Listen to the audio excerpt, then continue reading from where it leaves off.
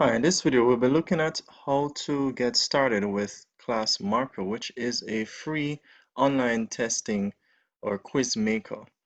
So, if you are new to Classmarker, of course, you can do a Google search. And once you type Classmarker in, there's no space there, into your search, you will be able to find this link, which I have here below. Once you click on this link, it should take you to another page, which would look like this. And of course, you have the option here to register for free, or if you already have an account, you can go ahead and log in. There are some pricing plans that we can look at. Of course, the free option is what we'll be using. Once you click on the option for pricing, it should take you to this link, or should I say this page. Then you have the option of signing up as a business or as for education purposes. So you can look at the education pricing plans. Once you click on that option, it should take you to this page, and you can see the different plans that are listed here. Notice that for the free plan, you only have 100 tests per month. This is equivalent to 1,200 tests per year. And of course, this is a free plan. And we have limited features for that plan. So I'm just going to click on the limited features here to see what it is. So you can only save and review results that are taken by your testers. Of course, with a free account, you have a lot more options there. For the free account, you cannot provide certificates, email test results, batch imports, upload images, files, view tests, analytics, etc. So there's a number of reasons to upgrade from the free version, but for this tutorial, we'll be using the free version. So let's go ahead. I've already registered, but for if you're registering for well, for this particular purpose, then you actually click on the option for register. And once you do that, it will give you a page similar to this one. And you can choose to register as a test taker or administrator. Now, you can see there are two options here for administrator. Is either you're a business administrator, or you're doing this for for-profit organization or for education purposes. So as an educator, you go here. So once you click on this option, it will take you to this page, and of course, you see some information there. You can read through that. Here you have the option to go ahead and enter your credentials, name, email, etc., country, and so on. All right. So once you have done all of that, then you have the option now to log in, right? So you can go ahead and choose the option to log in once you have registered. And so this is what your page would look like for your login. I've already created an account, so I'm just going to go ahead and I'm going to try and log in here using my account, okay? So let's do that now.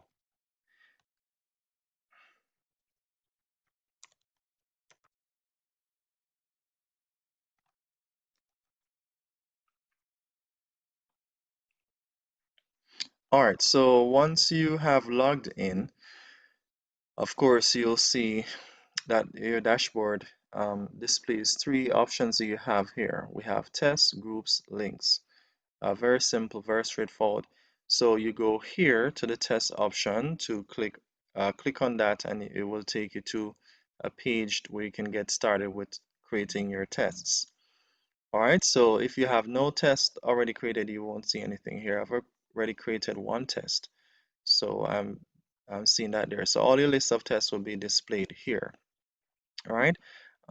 Notice you have the option for new test.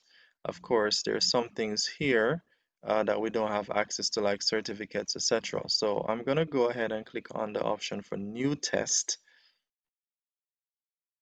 right? And then it will prompt me to enter a test name.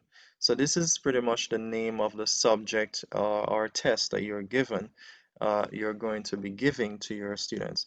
So I'm just going to call this something like math, or should I say intro to math, intro to math, okay?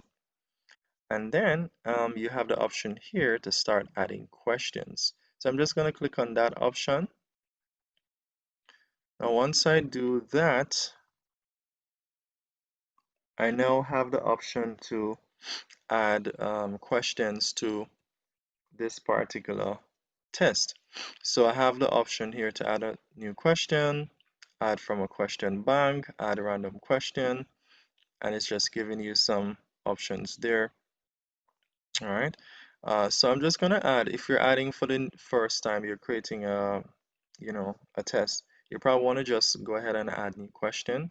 You also have the option to import from a spreadsheet if you have those questions in that format. That's your CSV spreadsheet format, okay? In this case, I'm just going to keep it simple and go ahead and add new question from within the application itself. Um, so you'll be given a list of question types, so you can select a question type from these options here. Multiple choice, true or false, matching, free text, grammar, essay. All right.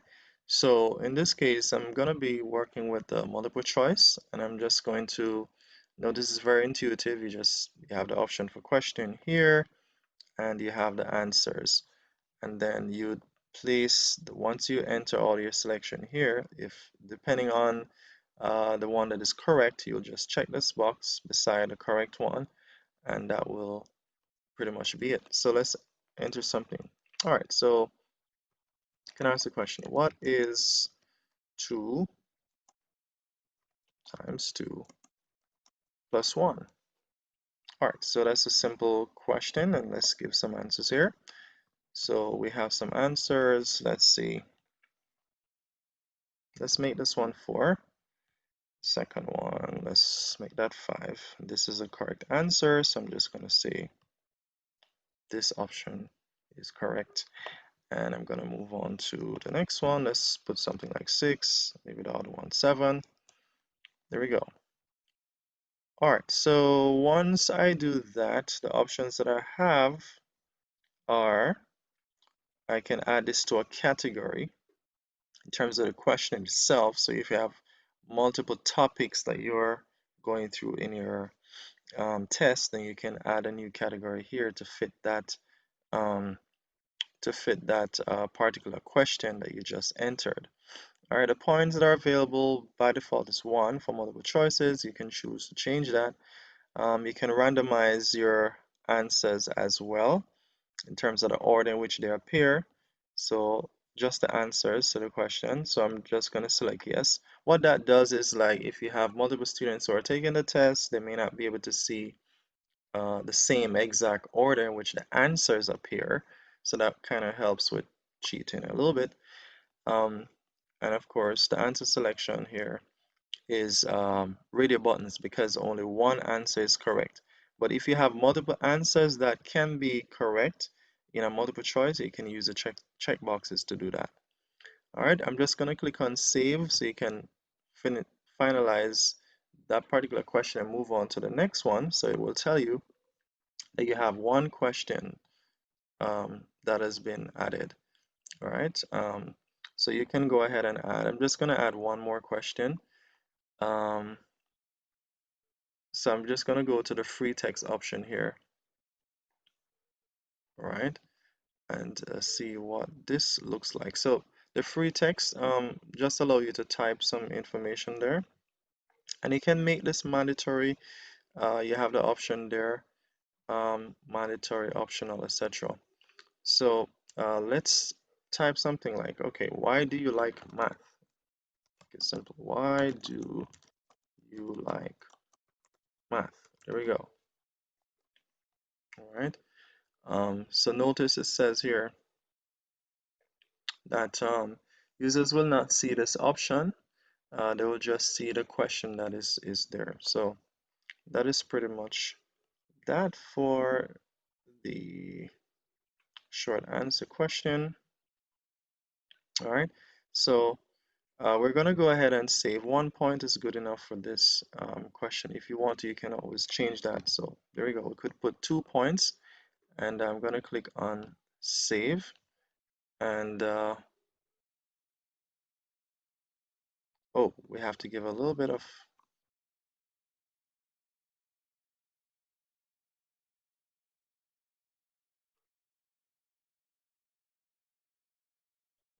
All right, so we're going to add another question here. We're going to add a essay type question. So I'm just going to go ahead and click on essay. I think I'm going to discard this one because what I really wanted to do is really an essay question. So I'm going to go ahead and cancel here. Click on OK. All right, and then I'm going to go ahead. We're going to add a essay type question. So I'm going to go ahead and go back to add a new question. And I'm going to go to essay type question. All right. So I'm just going to type something like, why do you like math? There we go. So then I'm going to scroll down. We can make this probably 2 points. Okay, why do you like math? Students get a chance to explain. So I could probably say, give 2 reasons. Let's add something here. Give 2 reasons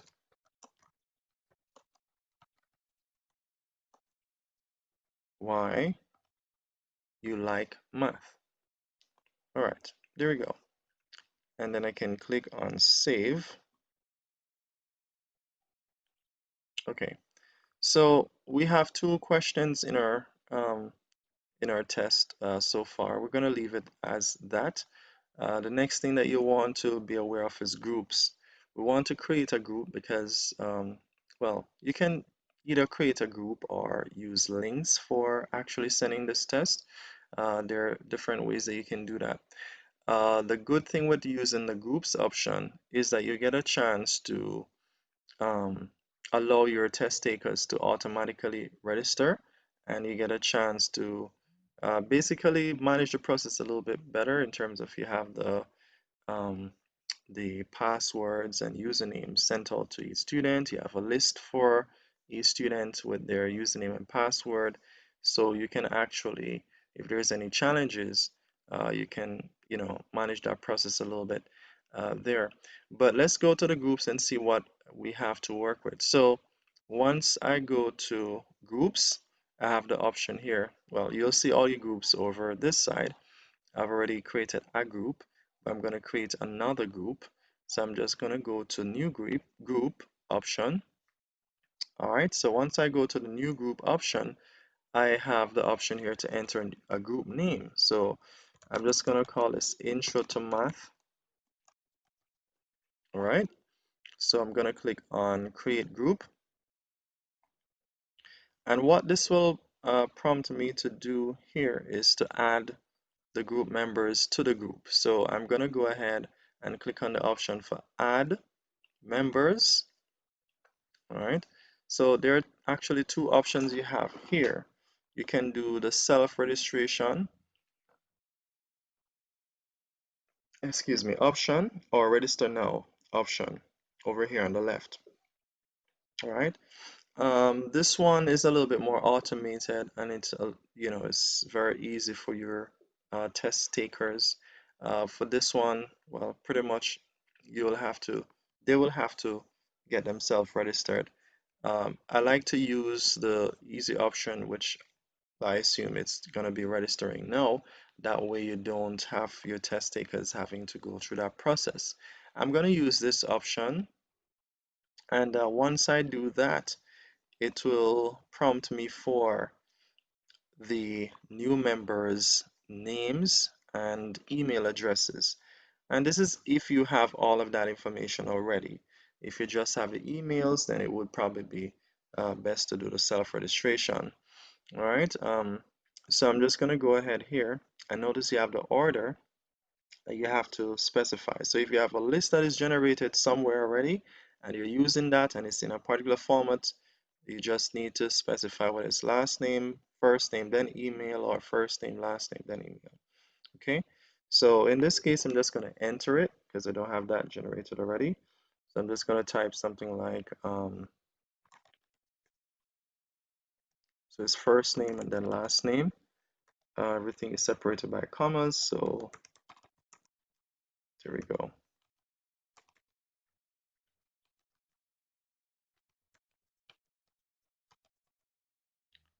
All right, then I'll add another student here. Let's call that, no, that's the wrong email.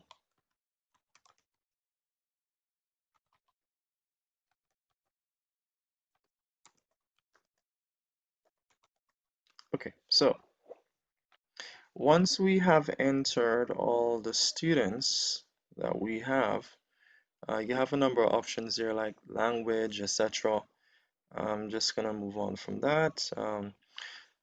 But here you have the option to where it says add, sorry, not add, but new members.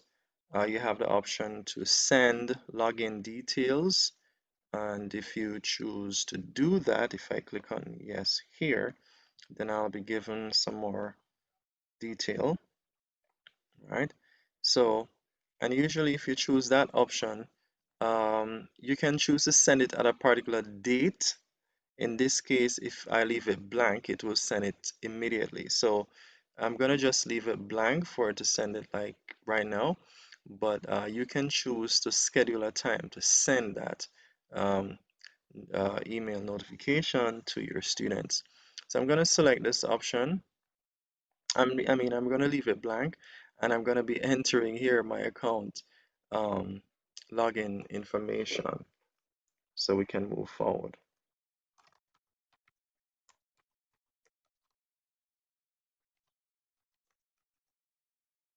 All right, and then I click on register new users, and that should be it. Let me click on that now. Okay, so it will generate a list for you. As I said, this method is pretty straightforward and automated. It generates a list for you with the username and password of each student, and you're going to see those students here in your list as well.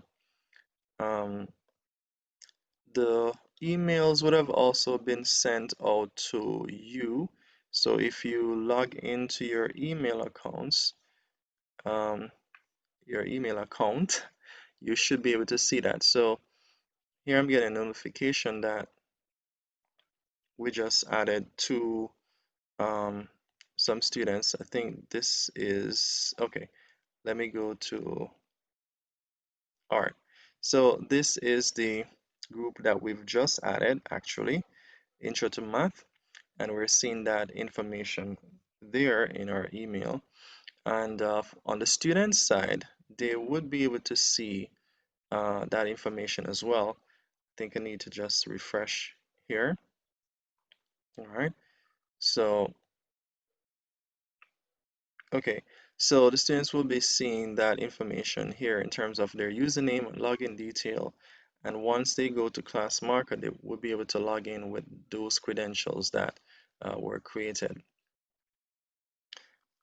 So once you have sent out the email notification to your students about the test, you can now go ahead and actually assign that test to your group by clicking on the assign option. So I'll go ahead and click on assign to group, and we've already created a group, so all we have to do here is to go to assign to group, and this group is Intro to Math, and then we're going to go to the option for next.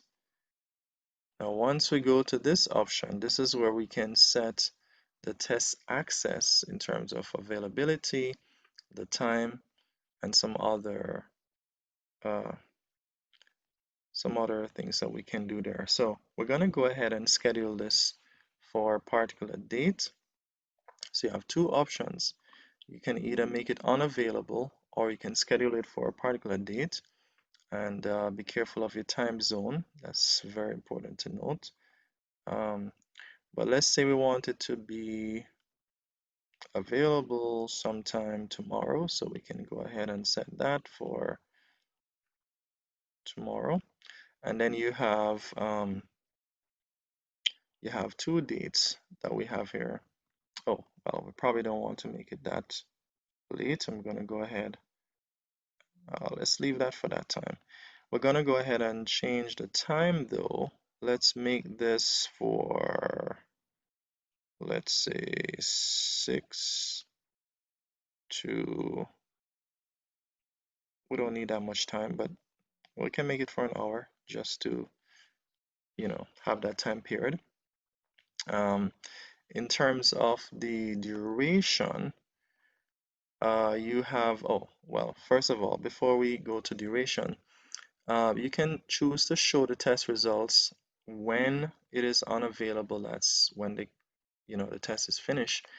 Or you also have the option to allow the students to be able to resume when the test is unavailable. All right. So that allow the test takers to resume and finish the test that they have currently, uh, in the case that something may have happened in terms of, power outage, internet connection, etc.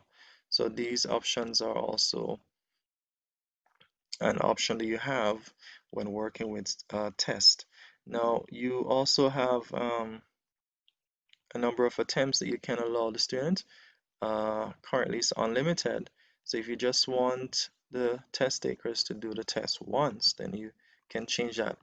And you can add, if for example you want to give them 2 attempts, you can allow for that to happen. What will happen is that the highest score, I think you'll be able to see the highest score, and that will be the score that will be utilized there.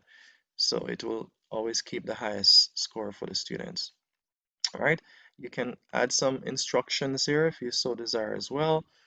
Um, so you could go ahead and do that. Um, Time limit, we have the time limit also here. We can set, that's the duration. We can set this for, this is a very short test, so 10 minutes should be okay. And let's see, resume later. This allows the students to save and then come back later and do the test. Well, I'm not going to be doing that for this test. I think that's enough time. It's a short test. If you have a very long test, probably a 4-hour test maybe, but no. You have the option here to display one question per page, all right? Or you can change that to the number of uh, questions you want to display, all right? You can choose to display points, categories, so you have a number of information there. You can choose to randomize, if you so desire, the question in terms of the order. Um, what else? You can make this mandatory for each question. You can make it mandatory so that students will have to do it. Um, Spell check, you have that option there as well. Can the students go back and change their answer? That is also another option that you have as well. So, and there's also the option for instant review in terms of um, reveal the correct answers as they're going through the test. You have that option there as well. On the results page, you have some options here. Of course, not everything is available because we are using the free version, and of course, certificate is not available as well. So on test completion, you can show the score, feedback, um, graded questions, etc. All right, you can add. As I said, some things are not available with a free version, so we'll have to work with what we have. Of course, no, you can't do any emails here. All right. So you can choose to make this your default settings if you're going to be, using this test for another group. If not, you can go ahead and click on assign, and then that should pretty much be it. So this is how you assign your test. Right? You have the option also to preview your test. So you could go ahead and preview your test here. If you have anything that you want to change, you have the option to review the settings. Um, and of course, well, notify members, no, we can't do that with the free version, right? But you can send them an email outside of this app. All right, so once you go to test here, go back to test and you go to Intro to Math, you realize that it has been assigned to the group that we just created, Intro to Math, and you can also see when it's available. We set the available date. It's available from uh, September 23 to September 23, 6 a.m. to September 23, that's 7 a.m. So it's available for an hour, but the duration that we set was actually 10 minutes. All right, so you have all of that in the settings. You can always go back there in your settings to see what is there. And once your students have taken the test, you'll see the results right here. All right, so I hope that this video actually helped you in some way. And if it did, go ahead and subscribe, share, and like the video. We'll see you in our next video. Thanks for watching.